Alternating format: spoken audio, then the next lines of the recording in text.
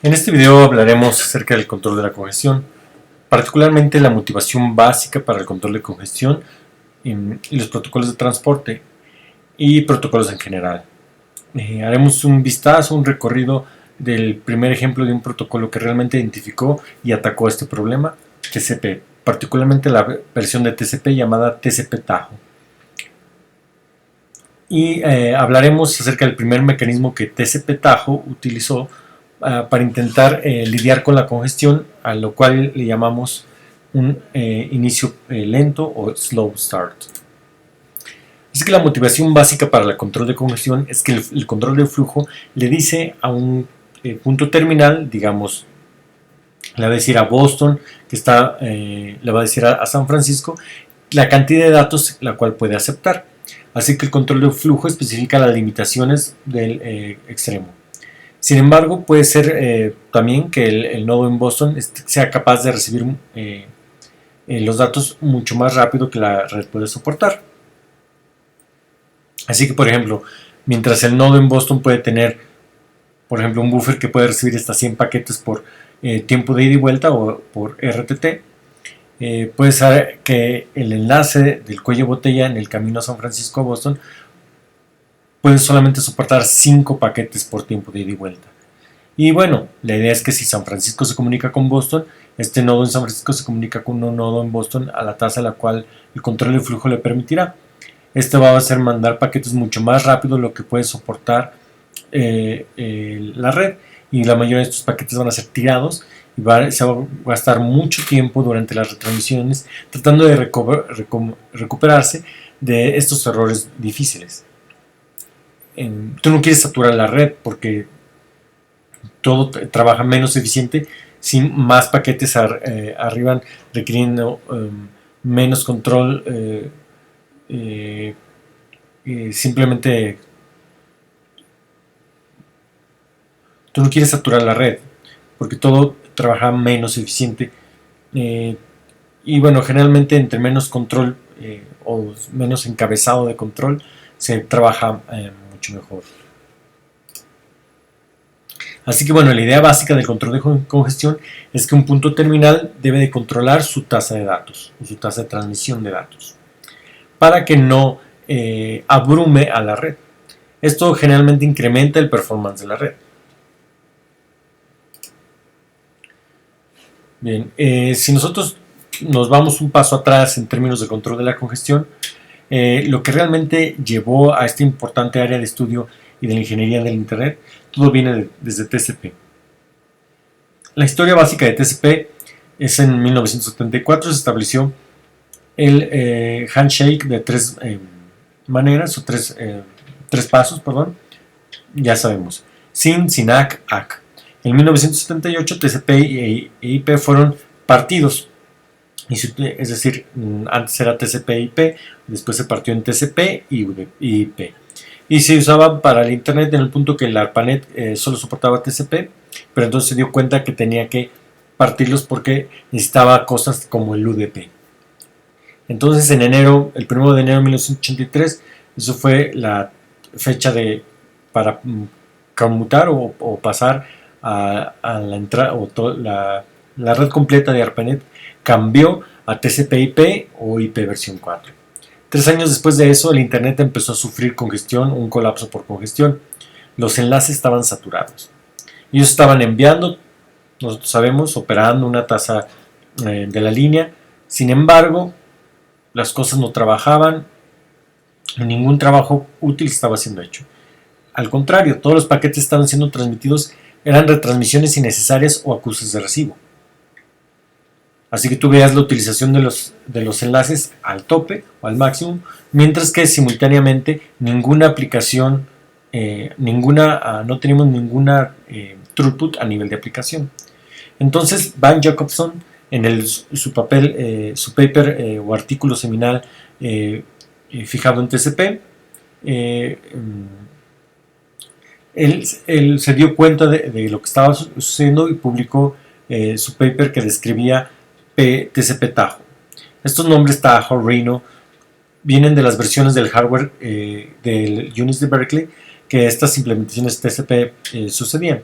Así que bueno, tú puedes leer acerca de Tahoe, Reno y después otros nombres como New Reno, Vegas, Daytona, todo por seguir algún tema. Pero Tahoe y Reno fueron denotadamente versiones de Berkeley o units de Berkeley que fueron distribuidos en un hardware que fueron hechos.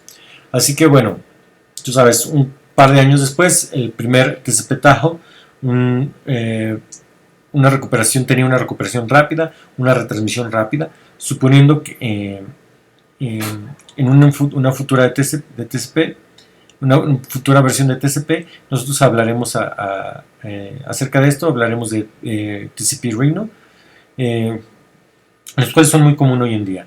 Pero en ese entonces eran ideas novedosas, las cuales fueron agregadas. Así que si tú ves, básicamente todas las implementaciones de TCP hoy en día tienen mecanismos que están en TCP Tahoe y TCP Reno. Y vamos a revisarlas a través de esta serie de videos. Así que existen básicamente tres preguntas a las cuales un protocolo de transporte necesita responder. Si va a proveer un transporte confiable, ¿ok? La primera es ¿cuándo debo mandar nuevos datos? Esto es, ¿cuándo mandar nuevos datos? Lo cual es poner datos en la red. Segundo, ¿cuándo debo mandar una retransmisión? Es decir, ¿cuándo debo retransmitir datos que ya han sido enviados antes? Y finalmente, ¿cuándo debo mandar acusos de recibo para datos que he recibido exitosamente? Esas son las tres cosas básicas que tienen que hacer cuando se generan paquetes. Okay, cuando hay paquetes, las retransmisiones de paquetes o paquetes de acusos de recibo. Nosotros hablamos de datos, paquetes de acusos de datos, como ser paquetes independientes, pero en TCP ellos no son. Los acusos de recibo son simplemente un campo o un encabezado que tú puedes, por supuesto, mandar datos en piggyback, es decir, en los mismos paquetes que van en la otra dirección, pueden mandar el acuso de recibo. Pero bueno, a veces hablamos de los acusos de recibos o datos de acusos de recibos de manera separada, solo para pretender que el flujo es unidireccional, aunque en realidad no lo sea. De hecho, puede ser bidireccional. El punto aquí es que si no tienes datos que enviar, pero incluso podemos necesitar mandar un acuso de recibo. ¿Cómo se miraba TCP antes de TCP Tahoe? Bueno, esencialmente lo que pasaba es que tú establecías una conexión a través del handshake y un punto terminal. Ahora tenía un tamaño de ventana de control de flujo denotado por el campo de ventana en el encabezado TCP. Así que bueno, esto era pre-Tahoe, es decir, antes de Tahoe, y lo que TCP hacía o pudiera hacer parecía una cosa muy sencilla. Simplemente mandaba un conjunto, una ventana completa de paquetes conforme se decía la ventana. Por ejemplo, si la ventana decía, ok, puedo mandar 30 kilobytes, entonces mandaré 30 kilobytes en paquetes, es decir, lo que me alcanzara en kilobytes en número de paquetes, traducido a paquetes, y solo obedecía el control de flujo. Entonces, cuando yo empezaba a retransmitir, yo empezaba a un timer para las transmisiones para cada paquete. Y entonces, si yo no recibía un acuse de recibo para ese paquete en el tiempo que yo tenía dispuesto, entonces retransmitía, o se vencía mi temporizador y retransmitía el paquete. Así que el problema básico que se encontraba era qué pasaba si la ventana de control de flujo era mucho más grande que la red, de lo que la red podía soportar. Esto puede ser que tu punto terminal tenía un espacio para 30 kilobytes, pero bueno, si el enlace ya estaba completamente saturado, tú de repente podías mandar otros 30 kilobytes de datos. Esto significaba que estos números podían parecer pequeños, pero en esos tiempos teníamos a lo más 50 o enlaces relativamente lentos comparados con las velocidades hoy en día. Así que pensemos más de una ventana que podemos mandar 30 megabytes y bueno, tú usualmente no quieres mandar 30 megabytes en tu línea DSL o en tu cable modem, enlace de cable modem de manera inmediata. Así que si tú implementas este algoritmo, tú solo mandas una ventana de paquetes. ¿Qué es lo que pasa? Bueno, veamos la figura esta de aquí. Entonces, bueno, estoy mostrando en el eje X. En el eje X tengo el tiempo en segundos. El eje Y es el número de frecuencia de paquete. Esto es en términos de kilobytes. Así que la secuencia, el número de secuencia del byte del TCP ha enviado. Así que, bueno, tú puedes ver un establecimiento de conexión, ¿sí? Inmediatamente se manda un buffer completo de datos, de paquetes, alrededor de 20 kilobytes. Y bueno, empezamos a tener algunos acustos de recibo, ¿sí? Entonces estamos mandando más datos, más datos, más datos, más datos, hasta que de repente, ¿sí?, esta ventana en un cierto tamaño, el control de flujo, no ha recibido un acuse de recibo. Y por esto es lo que sería este segmento aquí, ¿sí? Entonces en este punto TCP está bloqueado. Ok, aquí, bueno, estos puntos nos muestran que el paquete están siendo transmitidos. En este punto está bloqueado, ¿sí? O el byte del último acuse de recibo ha sido recibido.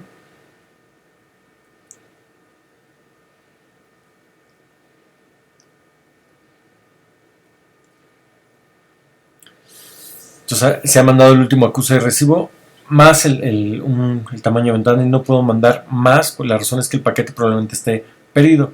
Entonces aquí básicamente tenemos un timeout, ¿sí? De aquí acá va a haber un timeout. Se venció este paquete que habían enviado acá se venció, ¿sí? Entonces me regreso justamente a esta parte, ¿sí? Y otra vez empiezo a mandar. De repente otra vez las cosas empiezan a fluir, de repente puedo recuperar toda una ventana, empiezo a retransmitir, y voy avanzando poco a poco, ¿sí? Entonces el punto básico aquí es que vamos a ver estos dientes de sierra enormes con tremendas ráfagas de paquetes enviados, ¿sí?, seguidos por muchos timeouts, es decir, estos tiempos donde se van a vencer los paquetes.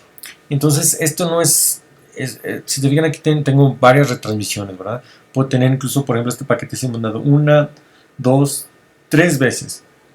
Puedo mandar hasta 3 veces un paquete. Entonces eso simplemente para garantizar que este paquete ha llegado. Esto no es muy eficiente. Entonces este protocolo no está desempeñándose bien. Entonces para mandar todos los paquetes nosotros vemos justamente que esta línea realmente es la pendiente que normalmente podemos seguir nosotros, pero realmente esta es la que podemos alcanzar con la red, pero esta es la que estamos alcanzando digamos a largo plazo, ¿sí? Entonces si TCP está operando a la línea completa y operando una correcta, tendríamos esta pendiente aquí, ¿sí? Entonces esto está ocurriendo debido a que tenemos muchas retransmisiones innecesarias y muchos temporizadores están vencidos y ha ocurrido muchos timeouts. Así que bueno, basado en lo que propuso Van Jacobson, propuso 3 mejoras. La primera idea es la ventana de congestión, la segunda es una estimación mucho mejor del timeout y la última es la autosincronización. Y voy a revisar cada una de estas, empezando con la congestión, la ventana de congestión. En este video y en futuros videos hablaremos de lo demás. ¿Ok? Entonces, la ventana de congestión, bueno, el enfoque básico de lo que es la ventana de control de flujo es que solamente ocurre en el punto extremo. Así que tú lo que quieres hacer es que TCP estime la ventana de congestión. Esto es decir, que debemos estimar qué tanto soporta la red. Es decir, en un sentido, qué tan rápido puedo mandar datos o que la red entregue datos de manera confiable. Entonces, las ventanas del emisor pueden ser el mínimo de estos dos, ya que no tiene sentido mandar datos más rápidos de lo que la red puede soportar, y no tiene en ningún punto mandar datos más rápidos de lo que el host terminal puede soportar. Entonces, lo que tú quieres hacer, basado en esta idea de ventana de congestión, es separar cómo tú te comportas en términos de mandar paquetes en el tamaño de la ventana de congestión en 2 estados. El primero se conoce como inicio lento y el segundo se conoce como evitar la congestión. Entonces, en inicio lento tú estás haciendo una conexión, estás estableciendo una conexión, y cuando un paquete se vence, entonces algo ocurrió, algo malo pasó, y tú quieres retractarte completamente y averiguar qué es lo que realmente la red puede soportar. En evitar la congestión, en contraste, cuando la red es cuando la red está comportando realmente bien, entonces tú estás operando cerca a la capacidad de la red, así que no quieres empezar a mandar cosas mucho más rápido o mucho más lento. Tú estás operando cerca de lo que tú piensas puede ser la ventana de congestión de lo que tiene la red. Así que la idea del inicio lento es que un nodo, lo que hace un nodo es, en lugar de inicializar con la ventana del control de flujo, la ventana del tamaño del control de flujo, inicia con una ventana a un tamaño, digamos A, que es el segmento, el tamaño máximo del segmento, así que básicamente 1, ¿no? Digamos un paquete de datos. Los nodos hoy pueden inicializar a 2, 4 o algunas otras reglas que se pueden seguir, ¿sí? Pero en la versión original iniciaban en 1. Entonces, cada tiempo que me llega un paquete cada vez que me llega un acuse de recibo de un paquete, cada vez que yo recibo un nuevo acuse de recibo, yo incremento esta ventana por un tamaño de segmento máximo. Y lo que esto significa en términos de la práctica es que en el primer tiempo de ida y vuelta tú vas a mandar un solo paquete.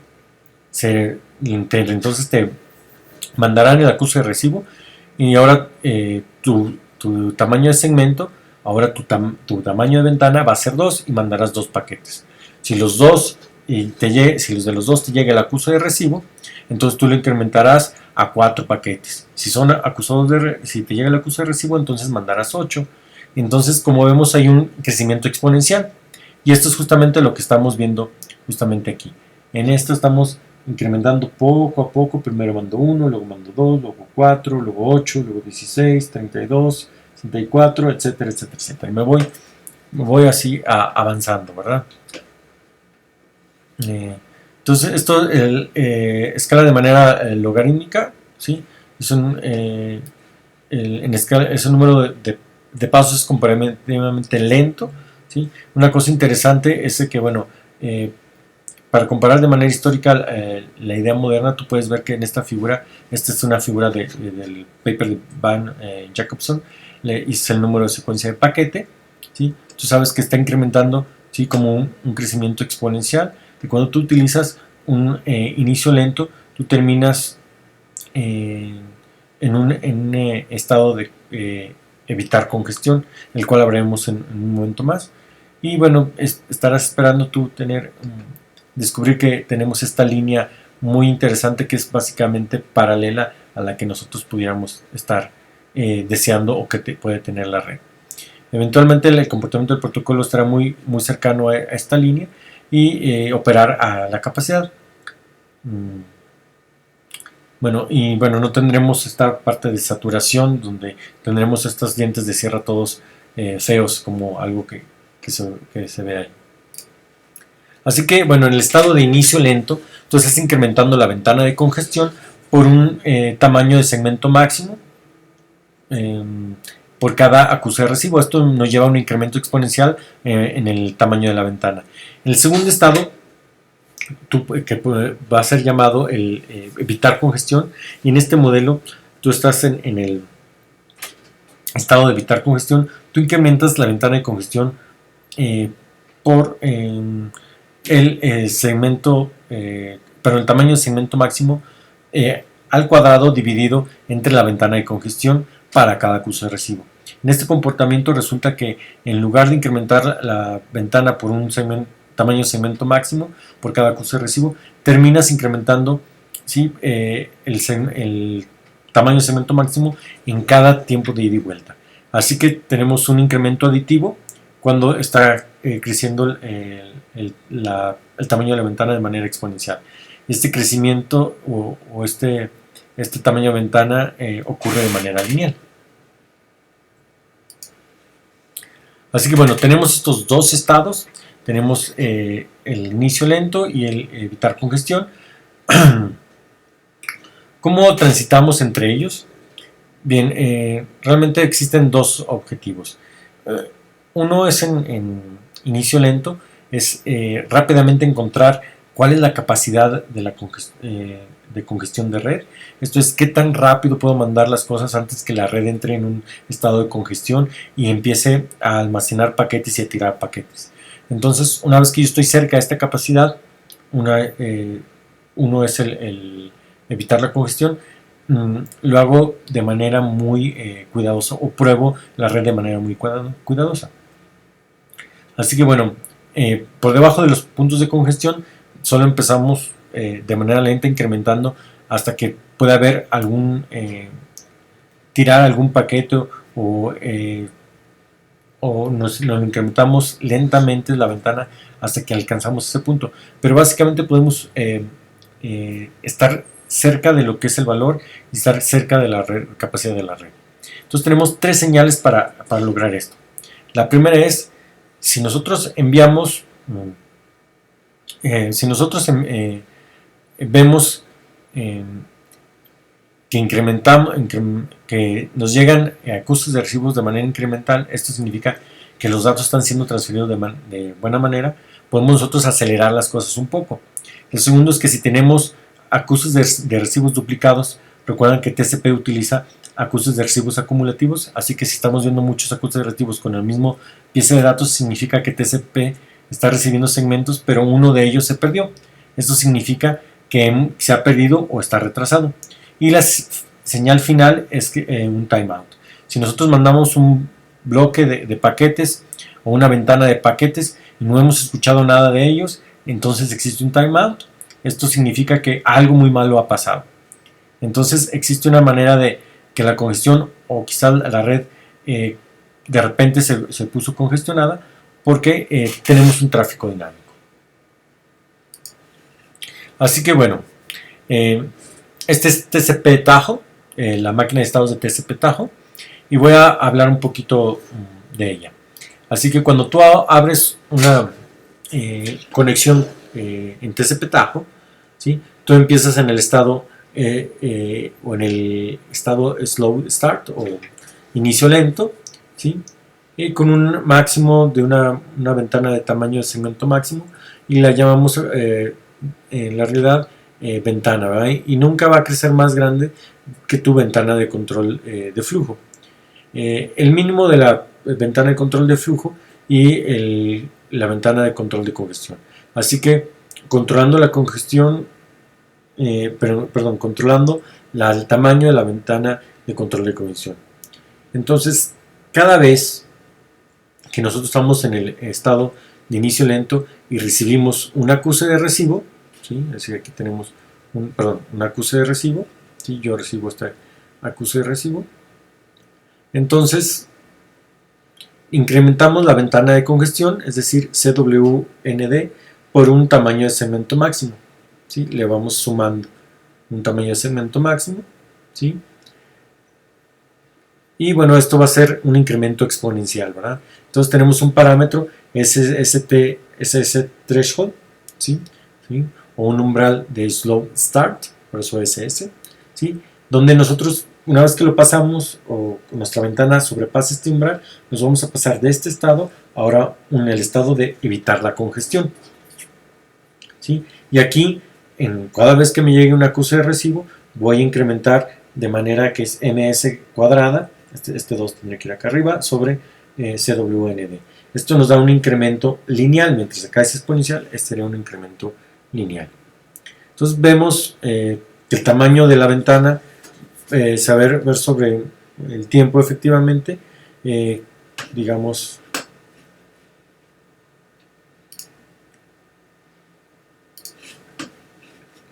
vamos a ver algo como esto, digamos que este es el tiempo.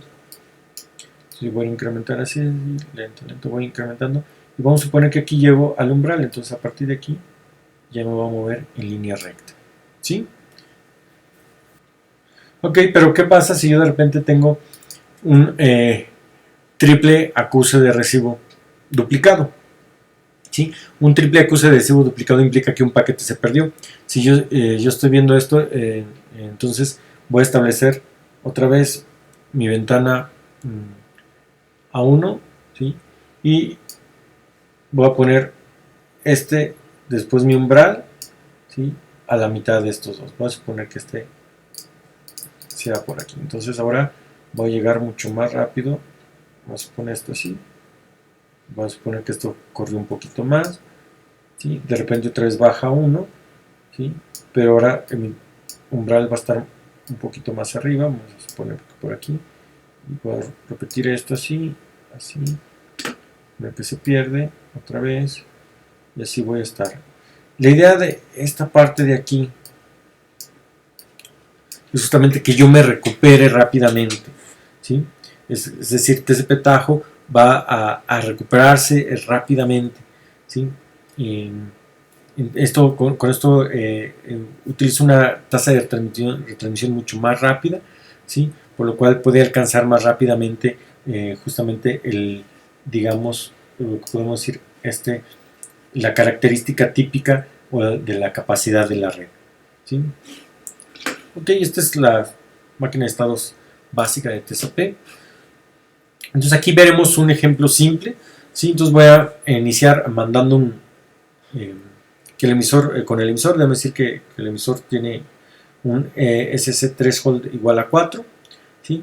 Entonces cuando él empiece, va a inicializar, entonces primero mandando un segmento TCP simple con un tamaño de segmento máximo, receptor, yo simplemente llamará a este 1, ¿sí? Y ahora, bueno, me va a dar el acuse de recibo, después voy a mandar 2 paquetes, ¿sí? En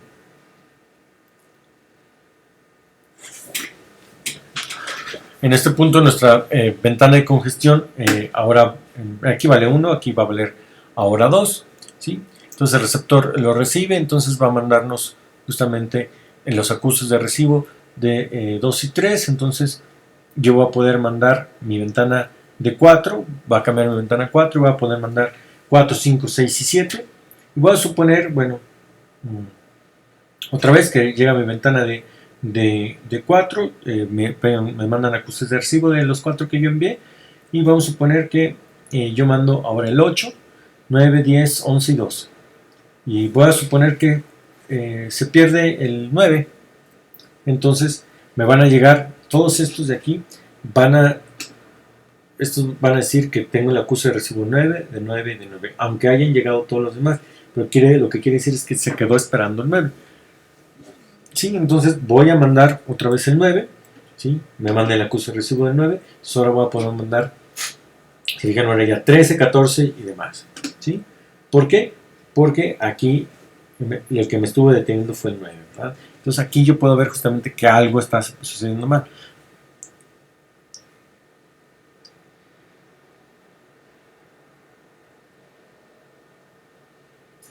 ¿Sí? Vean que cuando llego yo aquí a 4 no mando, no incrementé a 8. ¿Sí? ¿Por qué? Porque ya pasé este umbral, ahora incremento simplemente a 5. ¿Sí? Mando 5 paquetes. ¿Sí? Es una parte importante de cómo funciona el estado de evitar congestión. ¿Sí? Estoy cercano ya a la capacidad de la red, entonces voy a incrementar ya de manera más sensata, más tranquila, más calma.